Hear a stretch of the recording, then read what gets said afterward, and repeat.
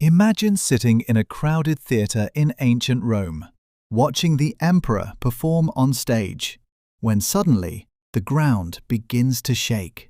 The walls tremble, people panic, some try to stand, but nobody dares leave. Because the man performing isn't just an actor, it's Emperor Nero, and offending him could destroy your life. Nero didn't just want to rule Rome.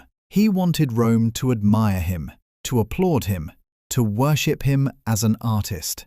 And that obsession would make him one of the strangest emperors in history. Born in 37 AD, Nero became emperor when he was only 16 years old. At first, people had hope for him, but over time, Nero became less interested in governing and more interested in fame. He loved music, poetry, acting, public performances. Now, that might not sound unusual today, but in ancient Rome, it was deeply embarrassing for an emperor to perform on stage. Roman elites believed actors and entertainers were beneath them. A ruler was supposed to be a warrior, a conqueror, a symbol of strength. But Nero wanted applause more than respect. He would spend enormous amounts of time practicing music and singing, and eventually he began forcing people to watch him perform. Crowds packed into theatres for hours while Nero sang, acted, and played instruments on stage. Leaving early was dangerous. Ancient historians claimed guards were stationed at exits to stop people from walking out during performances. Some stories even say audience members pretended to faint or fake their own deaths just to escape his endless shows. One Roman writer claimed women even gave birth during Nero's performances because they were too afraid to leave.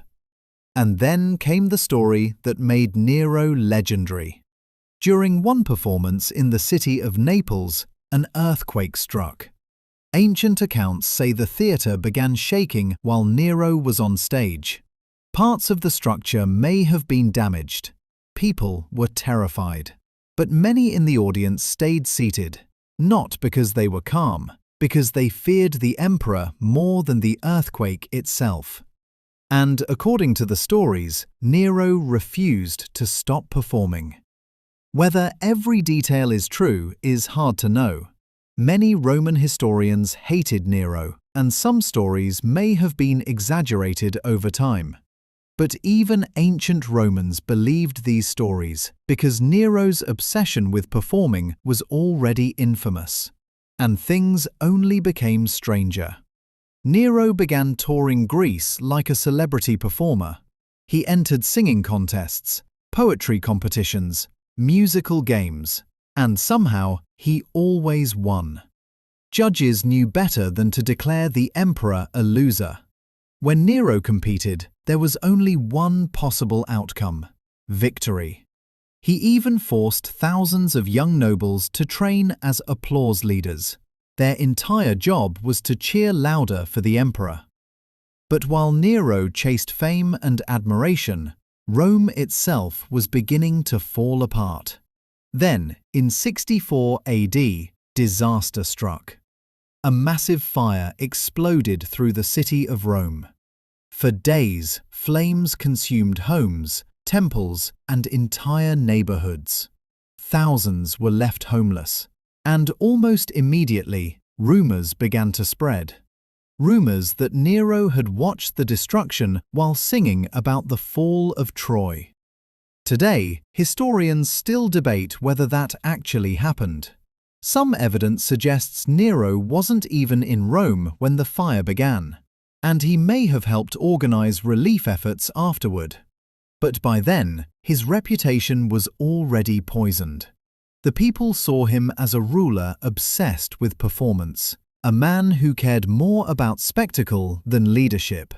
So the rumors spread quickly, and many believed them. Over time, support for Nero collapsed. Rebellions broke out across the empire. Even the Roman Senate turned against him.